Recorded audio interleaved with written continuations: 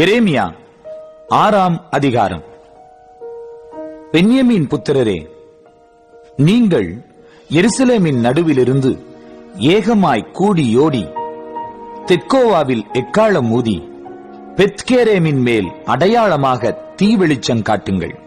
ஒரு தீங்கும் மகா சங்காரமும் வடக்கே இருந்து தோன்றுகிறதாயிருக்கிறது. செல்வமாய் வளர்ந்த ரூபவதியான சீயோன் குமாரத்தியை பாழாக்குவேன். மேய்ப்பர் தங்கள் மந்தைகளோட அவளிடத்துக்கு வருவார்கள். அவர்கள் அவளுக்கு விரோதமாய் சுற்றிலும் கூடாரம் போட்டு அவனவன் தன் தன் ஸ்தலத்தில் மேய்த்து அவளுக்கு விரோதமாய் யுத்தம் செய்ய ஆயத்தம் பண்ணுங்கள் என்றும், மத்தியானத்தில் தானே நாம் போயேறும்படிக்கு எழுந்திருங்கள். ஐயோ, பொழுது சாய்ந்து அந்தி நிழல்கள் நீண்டு போகிறதே, எழுந்திருங்கள். நாம் ராக்காலத்திலாகிலும் போய் ஏறி அவளுடைய அரமனைகளை அழிப்போம் என்றும் சொல்லுவார்கள். சேனைகளுடைய கர்த்தர் சொல்லுகிறது என்னவென்றால், மரங்களை வெட்டி எருசலேமுக்கு விரோதமாய் கொத்தளம் போடுங்கள். அதுவே விசாரிக்கப்பட வேண்டிய நகரம். அதன் உட்புறமெல்லாம் கொடுமை. ஊற்றானது தன் தண்ணீரை சுரக்க பண்ணுமா போல அது தன் தீங்கை சுரக்க பண்ணுகிறது. அதிலே கொடுமையும் அழிம்பும் கேட்கப்படுகிறது. துக்கமும் காயங்களும் நித்தமும் எனக்கு முன்பாக காணப்படுகிறது. எருசலேமே, என் ஆத்துமா உன்னை விட்டு பிரியாதபடிக்கும், நான் உன்னை பாழும் குடியற்ற தேசமும் ஆக்காதபடிக்கும் புத்தி கேள். திராட்சை குலைகளை அறுக்கிறவனைப் போல உன் கையை திரும்ப கூடைகளின் மேல் போடென்று சொல்லி, அவர்கள் இஸ்ரவேலில் மீதியாயிருந்த கனியை திராட்சை செடியின் கனியைப் போல் நன்றாய் பொறுக்கிக் கொண்டு போவார்கள் என்று சேனைகளின் கர்த்தர் சொல்லுகிறார். அவர்கள் கேட்கும்படி நான் யாரோடே பேசி எச்சரிப்பேன். அவர்களுடைய செவி விருத்த சேதனம் இல்லாதது, அவர்கள் கேட்க மாட்டார்கள். கர்த்தருடைய வசனம் அவர்களுக்கு நிந்தையாயிருக்கிறது, அதின்மேல் அவர்களுக்கு விருப்பமில்லை. ஆகையால் நான் கர்த்தருடைய உக்கிரத்தால் நிறைந்திருக்கிறேன், அதை அடக்கி இளைத்து போனேன். வீதிகளில் உள்ள பிள்ளைகளின் மேலும் வாலிபருடைய கூட்டத்தின் மேலும் ஏகமாய் அதை ஊற்றிவிடுவேன். புருஷரும் ஸ்திரீகளும் கிழவரும் பூரண வயதுள்ளவர்களும் கூட பிடிக்கப்படுவார்கள்.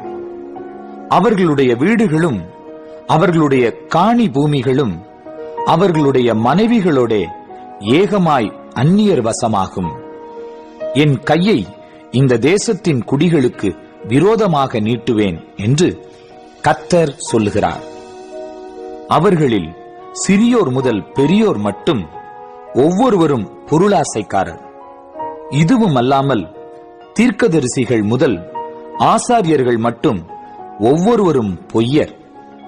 சமாதானம் இல்லாதிருந்தும் சமாதானம் சமாதானம் என்று சொல்லி என் ஜனத்தின் காயங்களை மேற்பூச்சாய் குணமாக்குகிறார்கள்.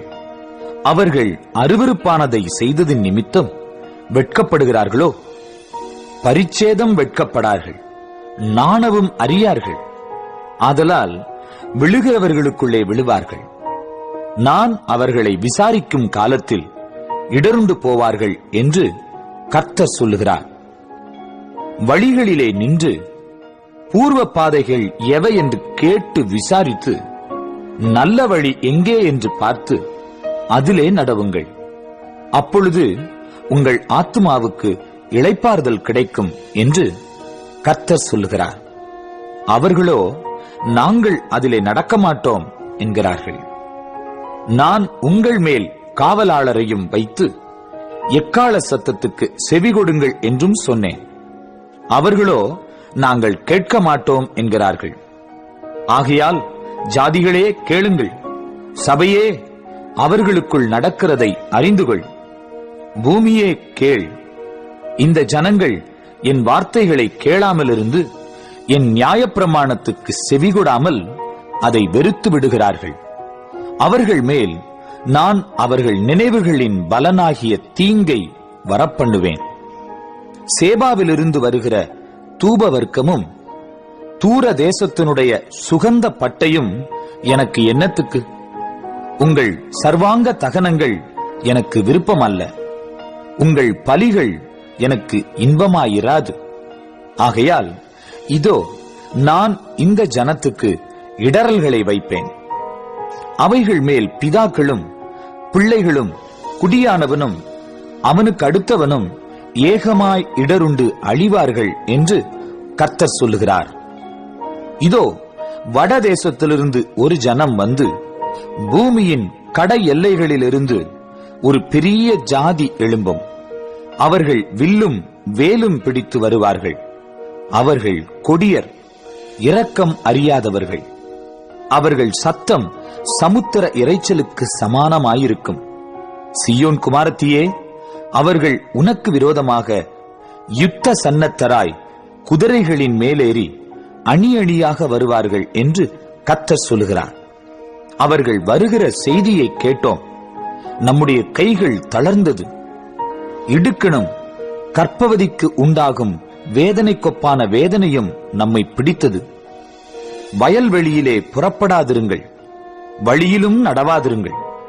சுற்றிலும் சத்துருவின் பட்டயமும் பயங்கரமும் உண்டு. என் ஜனமாகிய குமாரத்தியே, நீ இரட்டை கட்டிக்கொண்டு சாம்பலிலே புரண்டு ஒரே புத்திரனுக்காக துக்கிக்கிறது போல மனங்கசந்து புலம்பு. பாழாக்குகிறவன் சடுதியாய் நம்மேல் வருவான். நீ என் ஜனத்தின் வழியை அறிந்து கொள்ளவும் சோதித்து பார்க்கவும் நான் உன்னை அவர்களுக்குள்ளே துருகமாகவும் அரணாகவும் வைத்தேன். அவர்கள் எல்லாரும் முரட்டாட்டமான அகங்காரிகளும் தூற்றித் திரிகிறவர்களுமாயிருக்கிறார்கள். அவர்கள் வெண்கலமும் இரும்புமானவர்கள். அவர்கள் எல்லாரும் கெட்டவர்கள். துருத்தி வெந்தது, ஈயம் நெருப்பினால் அழிந்தது. புடமிடுகிறவனுடைய பிரயாசம் விருதாவாய் போயிற்று. பொல்லாப்புகள் அற்றுப்போகவில்லை. அவர்கள் தள்ளுபடியான வெள்ளி எனப்படுவார்கள். கர்த்தர் அவர்களை தள்ளிவிட்டார்.